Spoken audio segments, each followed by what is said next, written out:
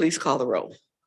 Commissioner Kniezek, Commissioner Kinlock, Commissioner Basham, Here. Commissioner Scott, Chair Clark Coleman. Here. You have a quorum present. Thank you, Madam Clerk.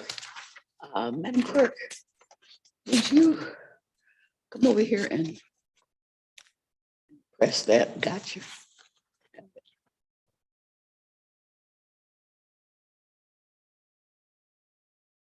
Okay, next item.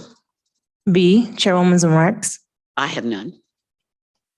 C, approval of the August 24th, 2022 meeting minutes. Okay, can I have a motion? Support. And motion by Commissioner Martha Scott and supported by Commissioner Basham. Are there questions on the motion?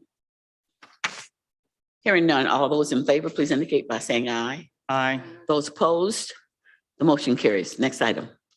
D, unfinished business. There is none I listed. have none, okay. Next item. Item 1, under new business, communication from Samaya Harb, forwarding a report on Sheriff's Office overtime costs. Maya, are you Good here? Yes, good morning. I'm here through Zoom. Good morning, morning. Madam Chair. Good morning. Good morning, Commissioners. Through the chair, may I take items 1 through 7? They're all receive and file. They're all reports that I sent. And I can I'll go through them one at a time. Just name them and just brief what they're about. Okay, perfect.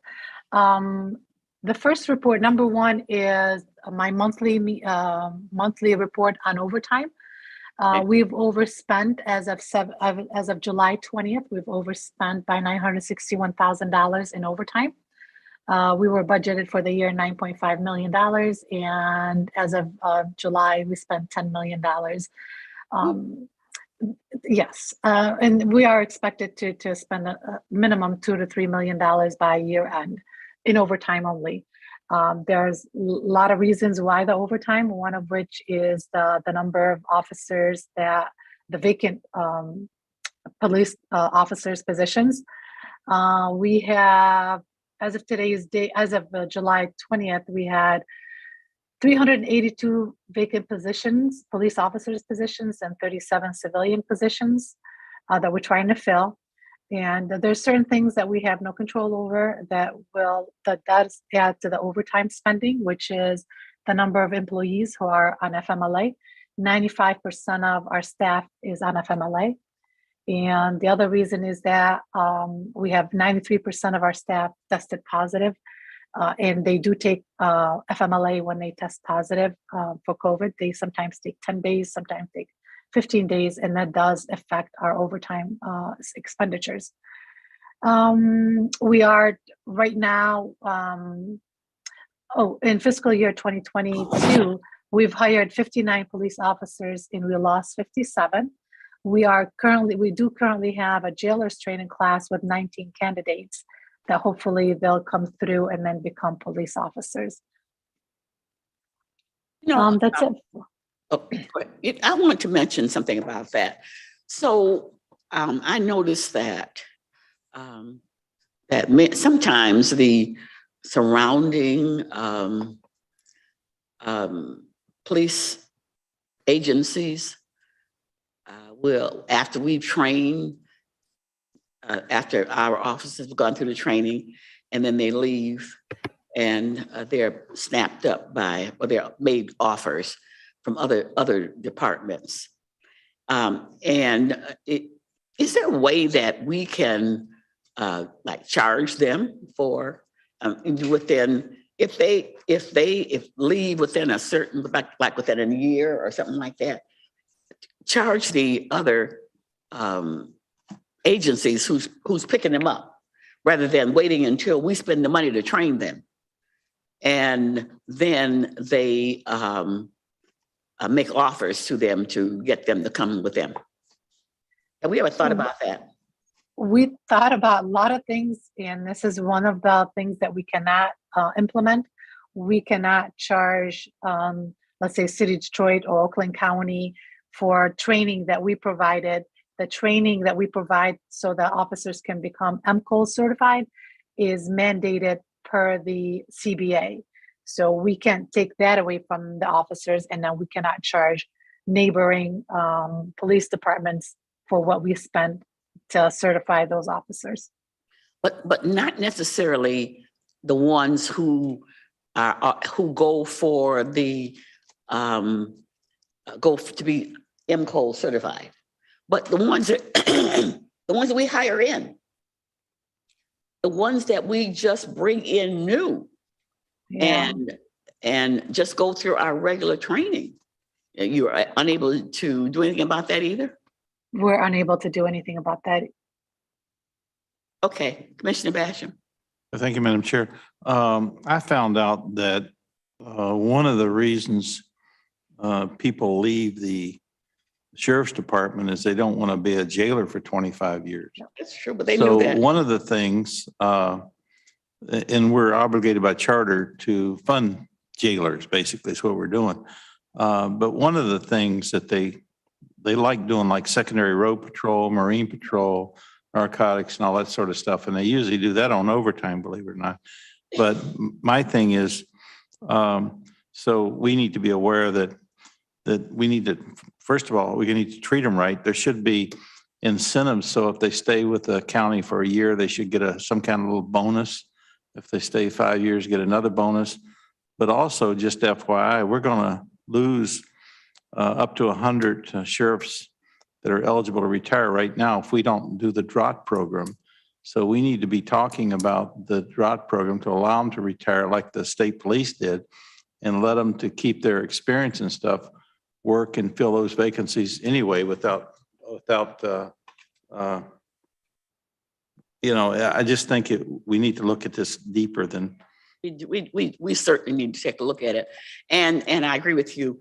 Perhaps they can retire and then continue working under a contract, but also, and then we would not have to pay them their benefits. I mean, like the healthcare and stuff like that, because they would already be getting that through retirement. Mm-hmm.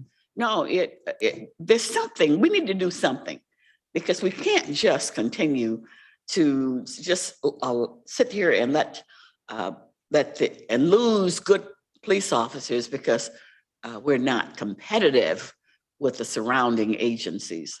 So we just need to take a look at that and see what it is that we can do to, and as Commissioner Basham said, teachers do that.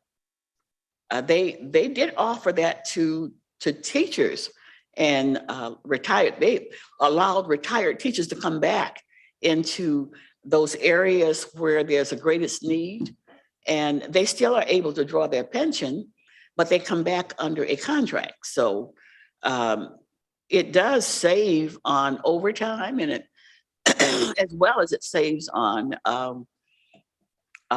pension. So because they come back and they just draw a salary under a contract, but we don't have to pay for any kind of benefits and all because they're already drawing those.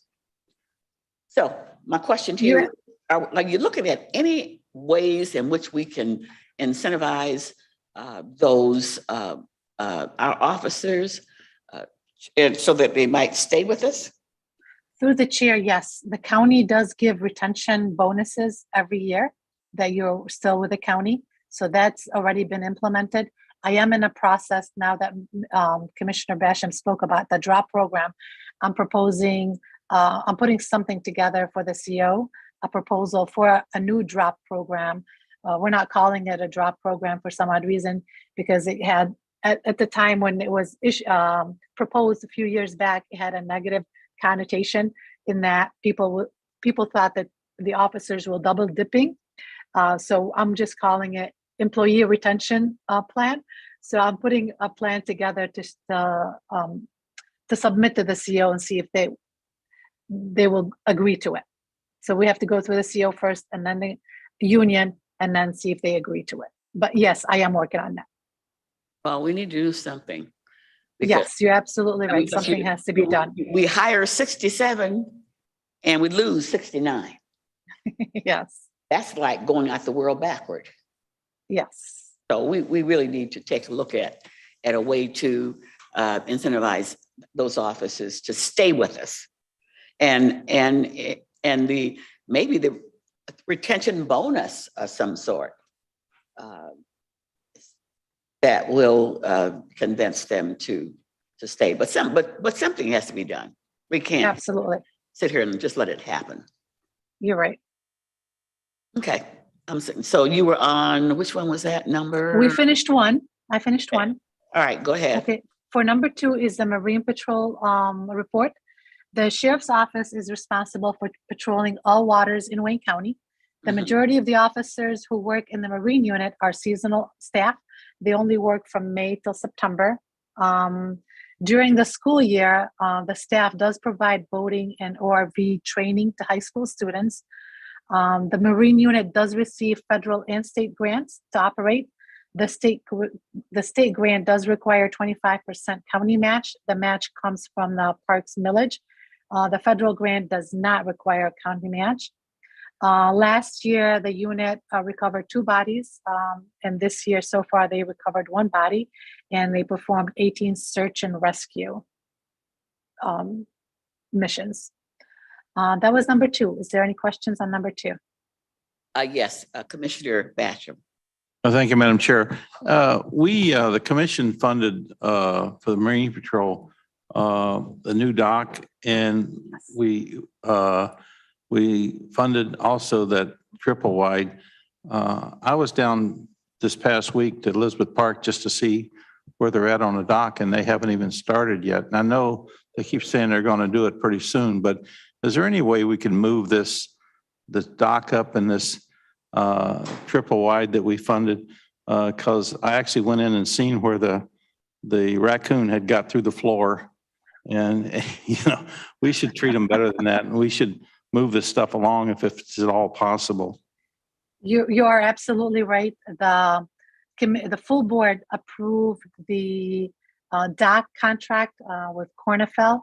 I want to say a couple of meetings ago, and we were just waiting on a blanket order to come in so the vendor can start working. For the base, which is the triple wide building, the IFB is on the street right now. We're just waiting for a vendor to bid so we can start the process. But yes, we're hoping to start the process as soon as possible.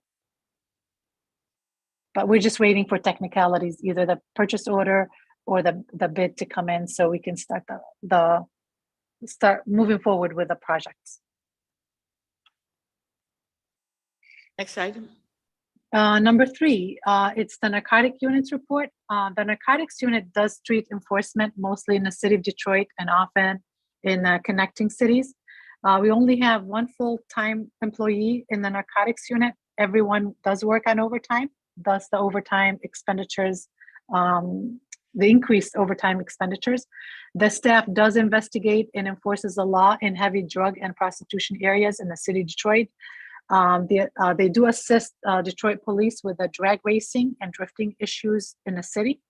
They also investigate all tips that come through the tip line or mailed into the agency.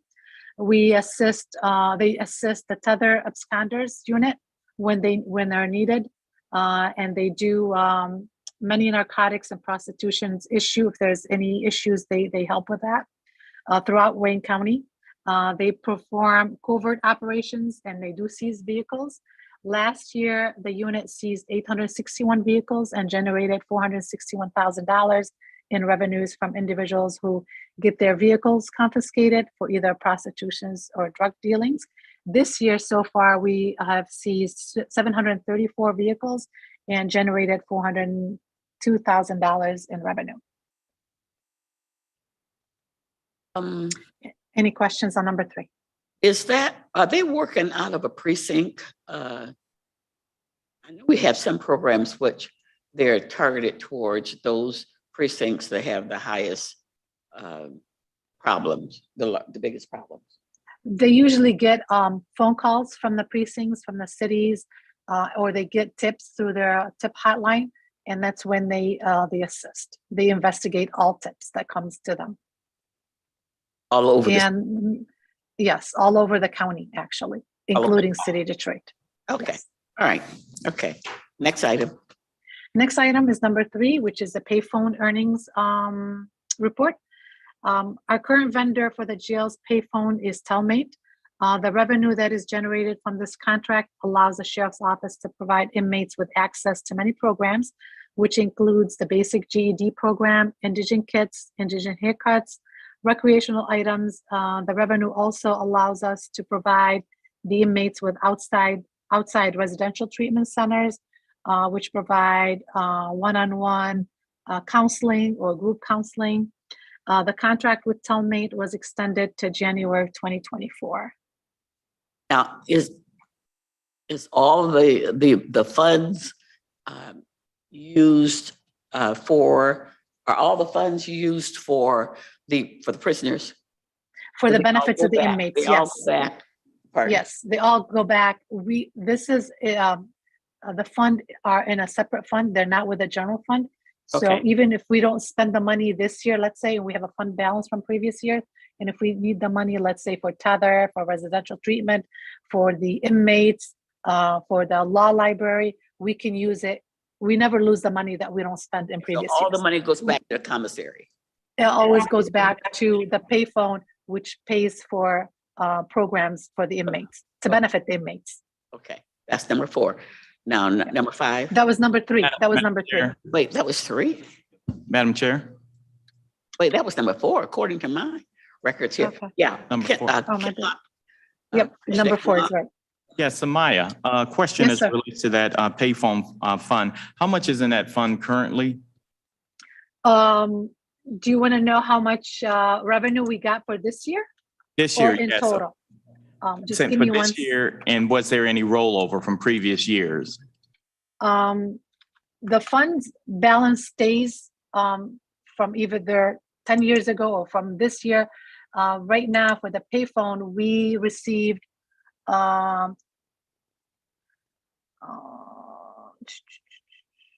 revenue was $1.3 million. No, hold on a second. I have it wrong. Okay, so in 2022, we received $1.1 million, but we spent $3.9 million. So what I'm saying is, how much is actually in the fund in total? I have to go back and recalculate and give you that amount.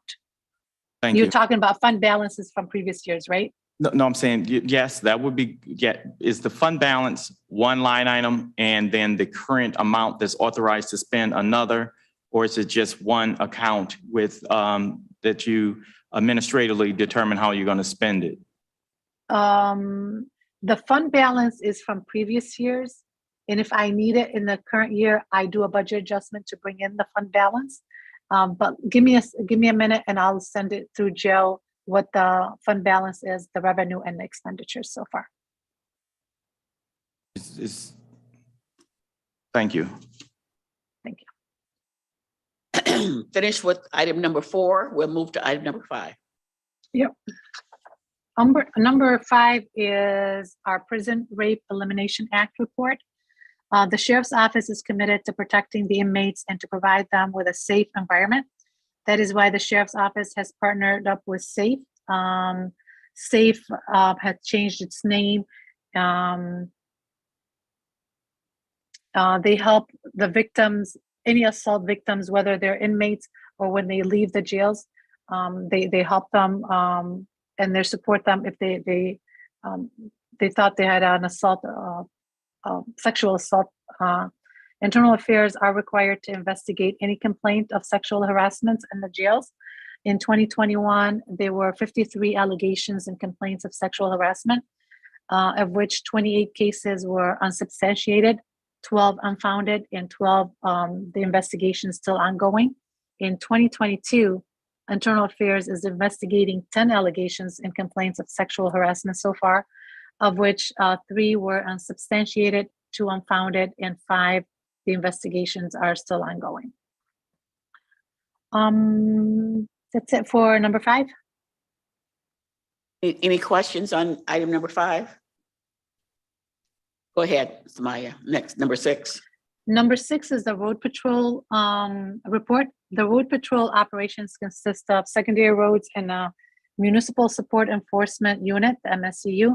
Secondary road is a state-funded unit which provides traffic enforcement and accident investigation on secondary roads and highways. In 2021, in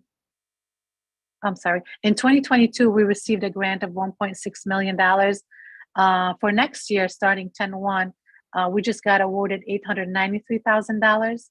The $893,000 will pay for the officers who are at the secondary roads. MSCU is responsible for assisting Wayne County municipalities, police departments through intergovernmental agreements by issuing traffic citations. MSCU does focus on commercial vehicles enforcement. Under the county ordinance, the sheriff's office receives 70% of the value of each ticket.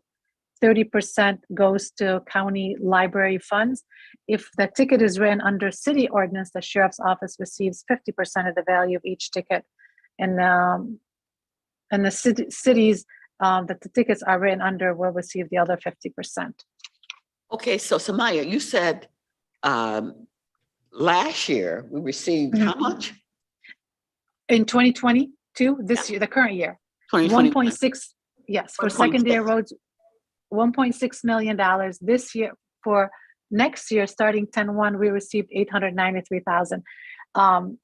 Later on, I want to say in October or November, we get another letter from the state that adds on to our money, but we have to start with what they award us at first. Last year, I know I said the $1.6 million, but they awarded us $600,000 at the beginning of the year. And then later on, I want to say October or November, they added another $900,000. Oh, okay. So they do it in phases. They do it in phases because they're trying to collect the data on how many tickets were written statewide and how much money they collected. So they give us the award just so we can start the program. And then later on, historically, it's been that they give us more money toward end of October to early November. Okay, so they're giving us more money this time to start it. Yes. As opposed to 600,000 last Which year. they give, yes, They're they give us giving six us something. like 800,000 this Yeah. year. Yeah. Then then later on, do we have any idea whether they will increase it or decrease it? We don't know that. We know for a fact that they will not decrease it from the 893. The 893 is allotted to the sheriff's office, to the county. And then historically, it's been that they give us $500,000 or $600,000 additional. Last year was an exceptional year where they gave us over $900,000. So we just wait and then we'll adjust. And we do come back to commission to do a budget adjustment and to accept the additional funds. Okay. Commissioner Scott. Thank you, Madam Chair.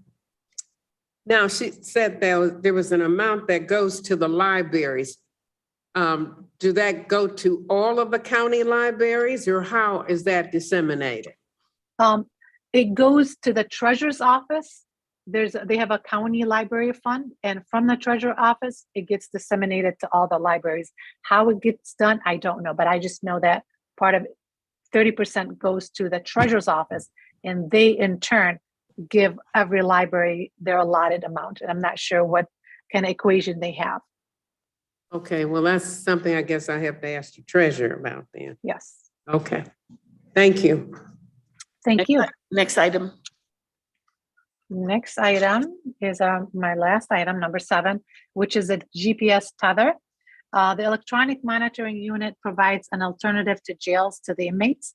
The usages of the tethers helps the participants retain their jobs, receive drug and alcohol treatments in order to assimilate back into their communities while serving their sentences. In fiscal year 2019, our average daily population on tether was 634. In fiscal year 2022, our average population is 1,702, which is almost 170% increase from pre-pandemic in 2019. We do have 2 vendors who provide the tether services, one of which is United Monitoring, and the other one is House Arrest.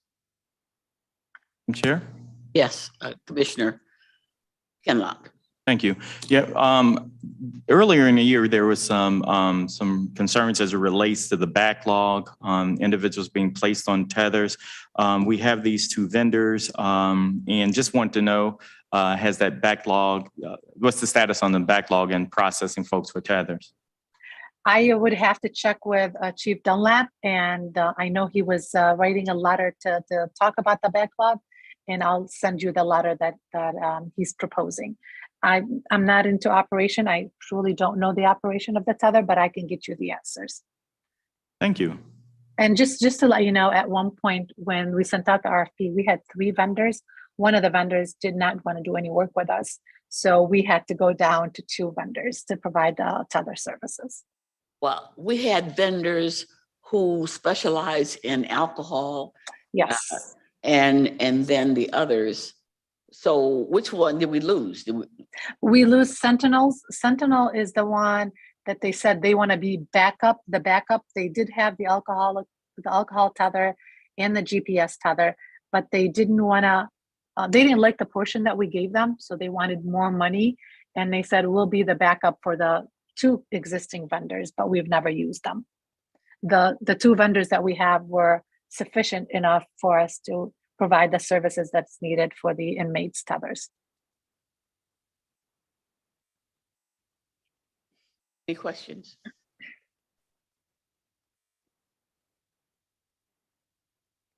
Okay, so can I have a motion for receive and file for items 1 through 7? So move, Madam Chair. Been properly moved by Commissioner Kenlock, supported by Commissioner Scott. Are there questions on the motion? Hearing none. All those in favor, please indicate by saying aye. Aye. Those opposed, the motion carries. Next item, Madam Clerk. Item 8, requesting commission approval of a grant application and award with the Michigan State Police Office of Highway Safety Planning. Okay. Through the chair, that's a sheriff's item as well. We did request execution approval from the chair because the state does require the chair to sign the application / award. And she did, and we did send it timely to the state. So we do have the award of $893,000. That $893,000 will pay for 7 full-time FTEs and 0.25 FTE for a court officer. And we'll also pay for our fuel, for the secondary road fuel, and some of the clothing allowance. And we do have our fingers crossed that we get additional funding from the state. So the unit will be fully operating for the rest of the year. Okay, so how many do we have altogether? Officers in secondary patrol? 7.25. We currently have 7.25. 25. Yes, because the grant does not pay 100% for the court officer to go in and argue in front of the judge for the tickets that MSCU pays for. So they only pay 25% for that. Okay, so do we have to supplement? Yes, we do Patrol? supplement it for the 0.75. We take out that salary for that person, the 75%. We put it in MSCU because he does go to the courts to talk to the judges about the tickets that they write. So that one person, the court officer, his salary is split between secondary roads and MSCU. Okay, are there any questions on this item? Hearing none.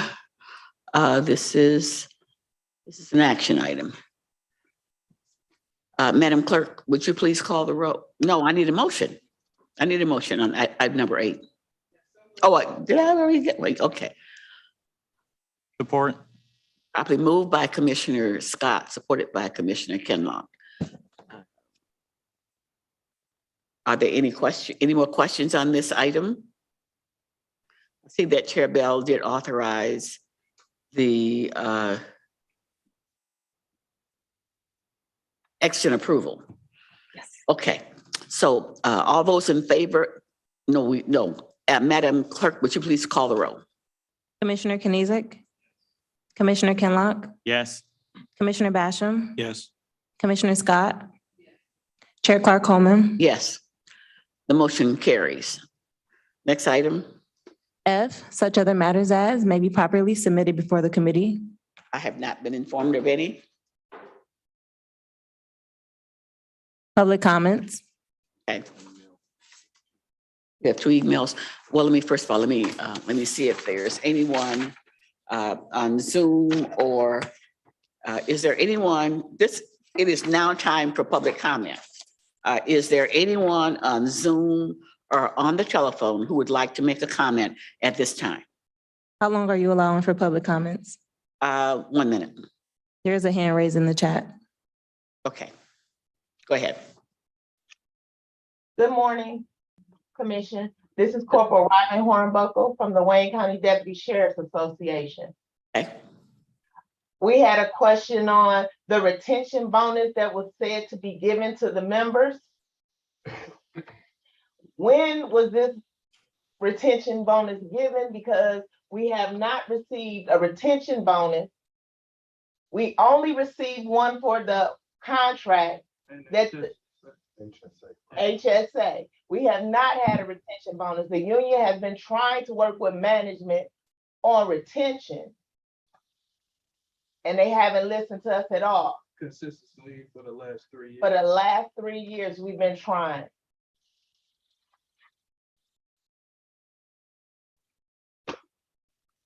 Okay, we normally don't respond to comments, but thank you for sharing that with us. Other questions? She didn't have any questions. Anybody else? Anyone else would like to speak at this time under public comments? Is there anyone else on the phone or Zoom who would like to speak at this time under public comments? Joe, do we have emails? Through the chair, both of the emails that we received from the meeting were from Corporal Hornbuckle addressing what she addressed, so. I see. Okay. Right, next item. Adjournment. Properly moved, Support. supported by Commissioner Kenlock. All those in favor, please indicate by saying aye. Those opposed, the motion carries. This meeting is adjourned.